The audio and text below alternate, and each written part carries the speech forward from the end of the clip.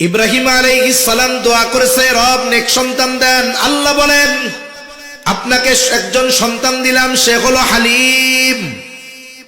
এই সন্তান দুনিয়ায় ভূমিষ্ঠ হবার পর পরীক্ষা শুরু। আল্লাহ বলে, ও খলিল, এই দুগ্ধপোষ্য সন্তান আর তার মারে নিয়ে রাইখা আসবেন ওই জনমানবহীন প্রান্তর। আজকে যেই জায়গায় 24টা ঘন্টা লক্ষ লক্ষ মানুষের সমাগম বাইতুল্লাহর পাশে, নূহ আলাইহিস সালামের মহাপ্লাবনে এটা একটু ক্ষতিগ্রস্ত হয়ে গেছে। শুধুমাত্র উঁচু একটু ডিভির মতো আছে, আর কোনো কিছু নাই। লোকজন কিছুই নাই, গাছগাছালি নাই, ফল ফলাদি নাই, নদী পুকুর খাল নাই, পানিও নাই, খাবারও নাই। ওইখানে রেখে আসছে। লম্বা কথা, সন্তান ওই জায়গায় বড় হয়েছে। এরপরে আল্লাহ তাআলা আরেক পরীক্ষা নিলেন ইব্রাহিম আলাইহিস সালামকে।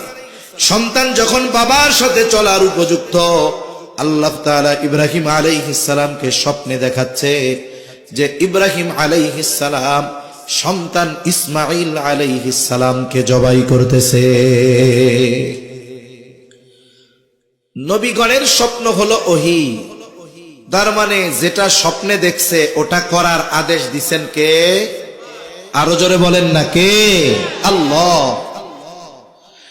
ইব্রাহিম আলাইহিস সালাম স্বপ্নে দেখছে, স্বপ্নের কথা সন্তানকে আইসা বলতেছে। ইব্রাহিম আলাইহিস সালাম সন্তানকে বলে, ইয়া বুনাইয়া ইন্নী আরা ফিল মানামি আন্নী আযবাহুকা ফানজুর মাযা তারা। হে আমার সন্তান, আমি স্বপ্নে দেখেছি যে তোমারে আমি জবাই করতেছি, এই ব্যাপারে তুমি কি বলো? বুঝে থাকলে কথাগুলো জবান খুলে জবাব দিবেন। জবাইয়ের আদেশ দিয়েছেন কে? আরো জোরে বলেন, কে? আল্লাহর আদেশ মান্য করার ক্ষেত্রে কারো পরামর্শের দরকার আছে নাকি? নামাজের সময় হয়েছে, আজান হয়েছে, আমি যদি এখন বাইরে কই, ভাই আমি কি নামাজ পড়তে যাবো? উনি যদি কয় না ভাই যাওয়ার দরকার নেই, তাহলে আমার কি না যাওয়া উচিত না যাওয়াই উচিত?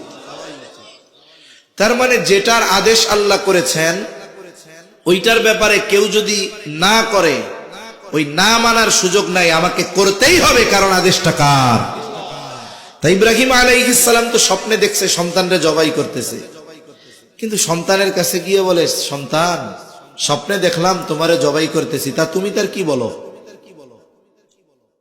এখানে পরীক্ষা মূলত আল্লাহ ইব্রাহিম আলাইহিস সালামকে করতেছে, আর ইব্রাহিম আলাইহিস সালাম ছেলেরে পরীক্ষা করতেছে যে ওই যে আল্লাহ বলছিল আপনারে যে সন্তান দিয়েছি এটা তো হালিম, সহনশীল, আল্লাহর আদেশ মান্য করার ক্ষেত্রে সে কিলোকাল করে না, যা আদেশ তাই মানে।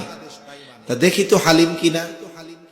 এখন এই সন্তান যদি বলতো, আব্বু 86 বছর বয়সে আল্লাহ আমারে দিছে, আল্লাহ তাআলা আপনাকে জবাই করতে বলছে, আপনি একটু আল্লাহ